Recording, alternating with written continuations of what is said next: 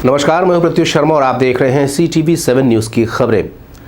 Congress party ने आज पूरे देश भर में 22 स्थानों पर भारतीय जनता पार्टी के खिलाफ आतंकवाद से उन्हें जोड़ते हुए पत्रकार वार्ता की। राजधानी रायपुर में भी इसी कड़ी में पवन खेड़ा द्वारा एक पत्रकार वार्ता का आयोजन किया गया और भारतीय जनता पार्टी के आतंकवादियों से संबंध है, ऐसा उन्होंने आरोप लगाया है। उदयपुर में, मैं उदयपुर का ही हूँ, मेरा शहर है वो। उदयपुर में कन्हैयालाल जी की हत्या हुई, बड़ी निर्मम हत्या हुई। वो आतंकवादी घटना थी, इसमें किसी को कोई शक नहीं होना चाहिए। आतंकवादी का नाम था रियाज अटारी। रियाज अटारी न केवल नवंबर 2019 में भारतीय जनता पार्टी की सदस्यता उसने ली, सदस्यता दिलवाने वाले भाजपा के जिलाध्यक्ष और अन्य प्रबुद्ध नेता थे। यह आतंकवादी रियाज अटारी राजस्थान भारतीय जनता पार्टी के कद्दावर नेता गुलाब चंद कटारिया, जो कि पहले गृह मंत्री भी रह चुके हैं हमारे राजस्थान के, उनके दामाद की फैक्ट्री में काम भी करता था। इतने बड़े नेता के परिवार की फैक्ट्री में काम करता है, जो गृह मंत्री रह चुके हैं, जिनको इंटेलिजेंस की खबरें होनी चाहिए, मालूम होना चाहिए कौन क्या है। ना केवल उनकी फैक्ट्री में काम करता है उनके दामाद की, बल्कि भारतीय जनता पार्टी का सक्रिय सदस्य है।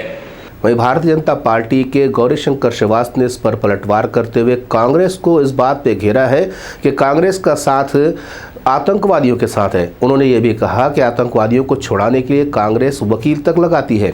इसके अलावा उन्होंने यासीन मलिक और बाटला हाउस एनकाउंटर को लेकर के भी कई तरह के सवाल दागे हैं। भारतीय जनता पार्टी पे सवाल उठाने से पहले सबसे पहला सवाल तो इनको सोनिया गांधी जी से करना चाहिए कि बाटला एनकाउंटर की घटना के बाद रात भर आंसू क्यों बहाया गया। इनको सवाल राहुल गांधी जी से करना चाहिए कि आधी रात को जेएनयू में टुकड़े गैंग के साथ वो क्या कर रहे थे। अजमल कसाब को बिरयानी खिलाने वाले, पत्थरबाजों को अपना भाई बेटा बताने वाले भारतीय जनता पार्टी के राष्ट्रवाद पे सवाल करते, इनको शर्म भी नहीं आती है। आतंकवादियों के साथ में इनके क्या रिश्ते हैं, आतंकवादियों को छुड़ाने के लिए किस प्रकार से इन्होंने वकील लगाया है, नक्सलियों को क्रांतिकारी बताने वाले, ऐसी लंबी फहरिस्त है। इसलिए हमारे ऊपर सवाल खड़ा करने से पहले इनको अपने गिरबान में झांक कर देखने की आवश्यकता है। उदयपुर में जो घटना घटी है और छद्म तरीके से भारतीय जनता पार्टी के कार्यकर्ता की भूमिका में जिस प्रकार से प्रस्तुत कर रहे हैं, हमने किसी भी आतंकवादियों को और जिहादियों का समर्थन नहीं किया है। हमारी तो मांग है कि सबसे पहले उनको फांसी दी जाए। हम उनके लिए वकील नहीं लगा रहे हैं, उनकी पैरवी कर रहे हैं। लेकिन कांग्रेस पार्टी के नेता जिस प्रकार से कालांतरण में आतंकवादियों के साथ में खड़े हुए, नक्सलियों को क्रांतिकारी बताते थे, ये लोग आज किस मुंह से भारतीय जनता पार्टी के चरित्र पर सवाल उठा रहे हैं। संघर्ष का साझा मंच की ओर से आज आंगनबाड़ी कार्यकर्ताओं की मांग को लेकर के 1 दिवसीय धरना प्रदर्शन दिया गया। आंगनबाड़ी कार्यकर्ताओं की वैसे तो 5 सूत्री मांगे हुआ करती थी, लेकिन अब वो चाहती है कि सिर्फ उनकी एक ही मांग मान ली जाए और वो है कलेक्टर दर से भुगतान, साथ ही साथ उन्हें शासकीय कर्मचारी का दर्जा दिया जाए, जिसको लेकर के वो संघर्ष कर रही हैं। इसके पहले गर्मियों में भी उन्होंने प्रदर्शन किया था और फिर बरसात में भी वो प्रदर्शन कर रही हैं।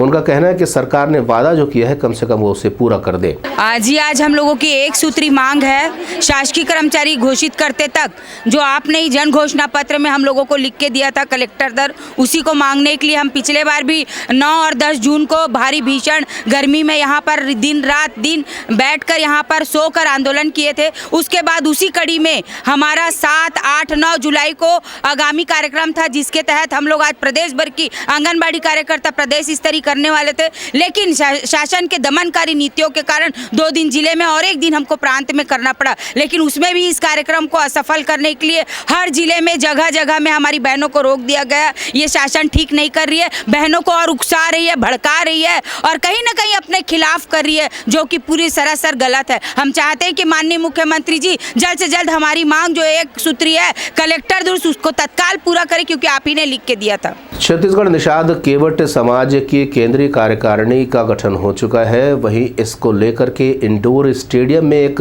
व्यापक कार्यक्रम होने को है, जिसमें शपथ दिलाई जाएगी। इस शपथ ग्रहण समारोह में मुख्य अतिथि के रूप में शामिल होने जा रहे हैं प्रदेश के मुखिया भूपेश बघेल। इस मामले को लेकर के आज एक पत्रकार वार्ता ली गई और बताया गया कि किस किस तरह के आयोजन इसमें रखे गए हैं। इसमें पदाधिकारियों को शपथ दिलाई जाएगी और निषाद समाज के आगे 1 वर्ष के कार्यक्रम को तय किया जाएगा। साथ ही साथ सामाजिक लोगों को किस तरह से विकसित करना है और समाज की मुख्य धारा से जोड़ना है, इस पर भी विचार विमर्श किया जाएगा। पत्रकार वार्ता के बाद में निषाद केवट समाज के अध्यक्ष ने CTV7 से चर्चा करते हुए अपनी बातें रखी। निषाद समाज के प्रांतीय समिति का जो निर्वाचन हुआ, निर्वाचन के बाद शपथ ग्रहण होना है, जिसमें हमारे प्रदेश के मुखिया यशस्वी मुख्यमंत्री जी समाज के उस नवनिर्वाचित प्रांत के पदाधिकारियों को शपथ दिलाएंगे और जो समाज की विचारधारा को लेकर, समाज के विकास को लेकर जिन्होंने अपनी सोच रखी है, उनका कल शपथ ग्रहण होगा। ये हमारे लिए गर्व का क्षण होगा जब हमारे प्रदेश के मुखिया हमारे इस शपथ ग्रहण कार्यक्रम में उपस्थित हो रहे हैं। बहुत कम समय में समूदा नगर पंचायत की तस्वीर बदल गई है। यहाँ पर मंत्री शिव डहरिया के हाथों करोड़ों रुपए की सौगात दी गई है। समूदा में आयोजित इस गरिमामय कार्यक्रम में मुख्य अतिथि के रूप में शामिल हुए शिव डहरिया ने मूलतः 5 विकास कार्यों का लोकार्पण किया, जिसमें समूदा तालाब के पास सामुदायिक सह सार्वजनिक शौचालय का निर्माण, समूदा पाड़ेपारा के पास सामुदायिक सार्वजनिक शौचालय का निर्माण, इसके अलावा कुसमुंदा नया तालाब के पास सामुदायिक सह सार्वजनिक शौचालय का निर्माण के साथ साथ कुसमुंदा अड़बंधा तालाब के पास सामुदायिक सह सार्वजनिक शौचालय के निर्माण के अलावा कागदेही कांजी हाउस के पास भी सार्वजनिक शौचालय का निर्माण कराया गया है, जिसका लोकार्पण मंत्री शिव डहरिया के हाथों संपन्न हुआ। वहीं उन्होंने नगर पंचायत के अंतर्गत 8 विभिन्न स्थानों पर CC रोड के निर्माण के कार्य का भूमि पूजन किया है। इसके अलावा महिला सामुदायिक भवन, यादवपारा में सामुदायिक भवन, निषादपारा में भी सामुदायिक भवन के कार्य का भूमि पूजन किया। नगर पंचायत क्षेत्र अंतर्गत विभिन्न 4 स्थानों पर बस स्टॉप का निर्माण कार्य भी प्रस्तावित है, जिसके लिए कुल लागत 15,18,000 रुपये बताई जा रही है।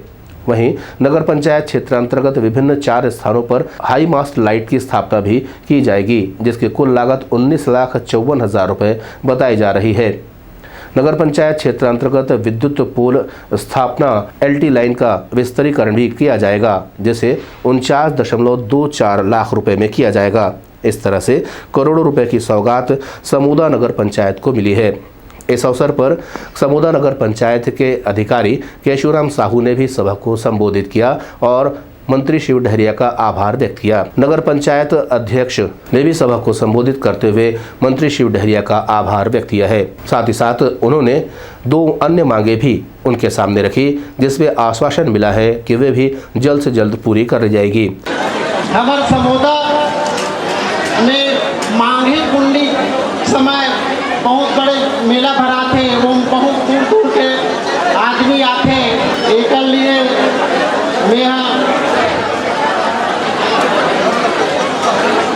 मांग मंत्री जी से करा था और यहाँ के बेरोजगार युवक मन के लिए व्यावसायिक परिसर भवन के लिए भी मांग करा था। तो एक कोई मांग में रखा तो मंत्री महोदय जी से CTV7 से चर्चा करते हुए मंत्री शिव डहरिया ने कहा कि बहुत जल्द समूदा नगर पंचायत की तस्वीर बदल गई है और जो कुछ थोड़ी मोड़ी कमियां रह गई हैं उसे भी जल्द ही पूरा कर लिया जाएगा। स्वामी आत्मानंद विद्यालय यहाँ समूदा में माननीय मुख्यमंत्री जी ने स्वीकृत किया है, उसके लिए आज 2.5 करोड़ रुपए के भवन की स्वीकृति की हमने घोषणा भी की है और यहाँ 720 विद्यार्थियों को इस साल प्रवेश मिल रहा है। तो निश्चित रूप से एक अच्छी पहल है, जो अच्छा इंफ्रास्ट्रक्चर, अच्छी शिक्षा हमारे क्षेत्र के गरीब विद्यार्थियों को मिलेगा, गरीब लोगों को, उनके बच्चों को मिलेगा। एक अच्छी पहल माननीय मुख्यमंत्री जी के नेतृत्व में शिक्षा के क्षेत्र में हो रहा है। कम समय में नगर पंचायत की पूरी तस्वीर बदल गई है। देखिए, हमारा सरकार जो है माननीय मुख्यमंत्री जी के नेतृत्व में शहरों के विकास के लिए और ग्रामीण क्षेत्र के विकास के लिए दोनों जगह हम लोग अच्छा काम कर रहे हैं और निश्चित रूप से इसका लाभ इस क्षेत्र के लोगों को मिलेगा। Bureau report CTV7 Raipur. CTV7 की खबरों में फिलहाल इतना ही। नए समाचारों के साथ आपसे फिर होगी मुलाकात। तब तक देर मती। नमस्कार।